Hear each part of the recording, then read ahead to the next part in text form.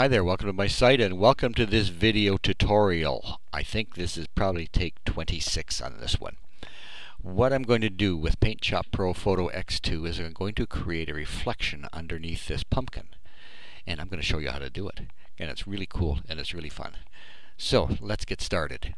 We got a pumpkin. We got a white background. We want to separate them. So take the magic wand, select the white. Selection, invert. That's Control-Shift-I if you want to use your keyboard. Now the pumpkin is selected. I want to contract that selection by just 1 pixel because I don't want any white sneaking in to my final image. So I'm going to go to Selections, Modify, Contract. And there it is. You can change this to any number you want. You go up to 79. I wonder why they chose 79. Anyways, I need to do it by 1. There we go. Now Control-C to copy the image. Now, you want to make a new file. You want to make it just a bit larger than this. At least 1/3 longer and wider. Because you want to have an area to put your reflection. So I'm just going to minimize this because I've created the new file. And this is the new file. Now, Control-V. And that puts it on its own layer. As you can see there, it's called Raster 1. I should probably call it something, but you can do that in yours. I'm going to move this up a bit with the Move tool.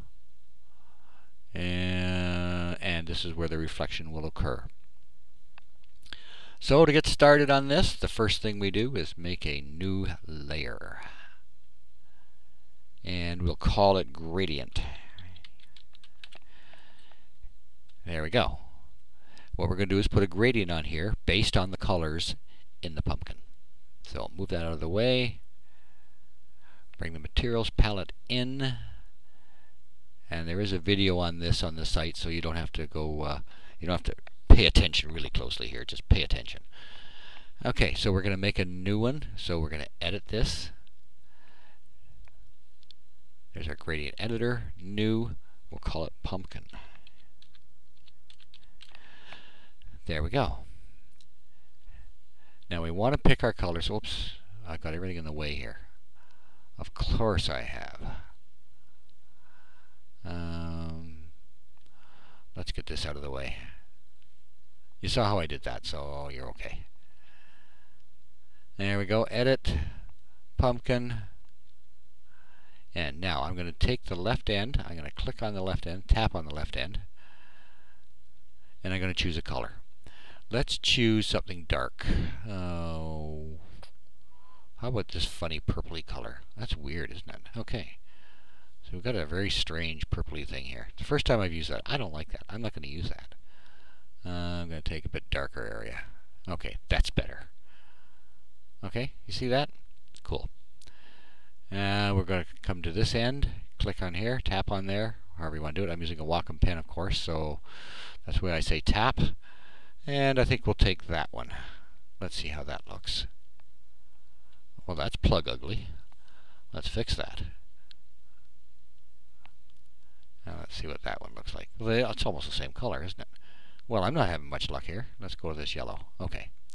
We got the yellow. There we go. Okay, close. Yes. And this is the gradient I just created. I want it to be this sunburst, which is round. And you can move the horizontal and the vertical as much as you want, and if you want to contract or expand this, what you do is you do it in here by moving this around. So let's be radical, okay? Let's give it just a bit of yellow, mostly that other funny color, whatever it is. Yes, it has changed. You're right. Okay. Okay. Now I've got that gradient layer activated. I've got my flood fill tool over here. Just tap on the picture. There's our gradient. Now, select that. Make sure it's selected. New raster layer. Call this shiny. Oh, there we go. Now what we're going to do is make a shiny surface here. So we get our selection, our square marquee selection, whatever you call this thing. Just make a selection right here. Now I want to fill that with black. And we've got the gradient, so we've got to get off of there. We go to color, black. If you've got any other colors but black and white, tap here and you'll get black and white. Get the flood fill tool again, wherever it's gone to. There it is, right there. There we go. Kind of neat. Selections none is Control D. Now we're going to the raster layer. We're going to select the raster layer. We're going to right click on it. Yeah, you can't see it, can you? We're going to right click on it and we're going to go to duplicate. So now we have two pumpkins. But I want to flip this one over, so I'm going to go to Image, Flip. Now you can see it's flipped.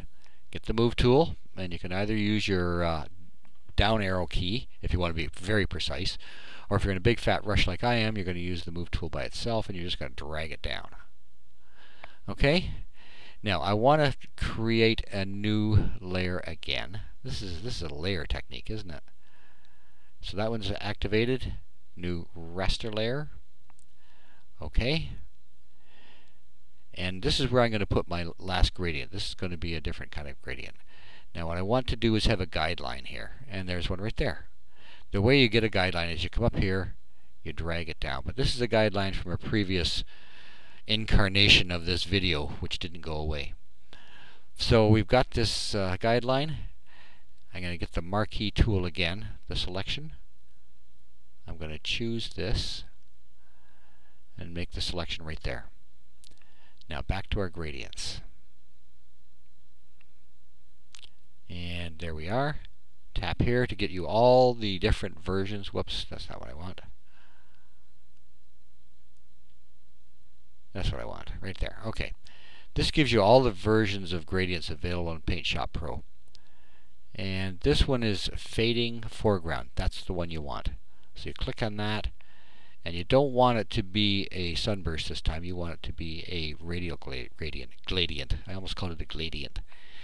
And you can spin this around, but you can't seem to move it. You know, if you want to move it, you've got to go and edit the thing. Do I have editing time? I guess I do have editing time. So I can edit this. And you can change it here. So this will be a lot of black. This will be a lot of clear. So let's stick it right there. Okay, close. Yes, it has changed. You're right. And we will say OK. So now it's activated. And I get my flood fill tool again. And I tap in here. There we go. Now I'm going to turn off the guide. And I'm going to Control D to get rid of the selection. And there's our reflection. Now, if you go slowly and you experiment, you're going to get a much better result than I have. But hey, this is how you do it. This is the technique. What you need to know is the technique. This is what your final layers palette looks like. Oops, I can't drag that down. There we go. Background up to raster 2. So you've made 1, 2, 3, 4, 5 layers. Isn't that amazing, huh? So I hope you've enjoyed this. I hope you found it useful. I know that you'll have fun with it when you do it, because you can get some really neat results. And I appreciate your watching and taking the time to learn how to do this. If you came in from YouTube, if you found this video on YouTube, you can visit my site, www.the-graphics-tablet.com, and you'll find a text version of how to do this and all kinds of other cool stuff as well. When you get on the site, you know, do me a favor, tap on one of my Google ads there. Makes me a few pennies to support my site, and I do appreciate your time, and I hope you've enjoyed this. Thanks for watching. Bye now.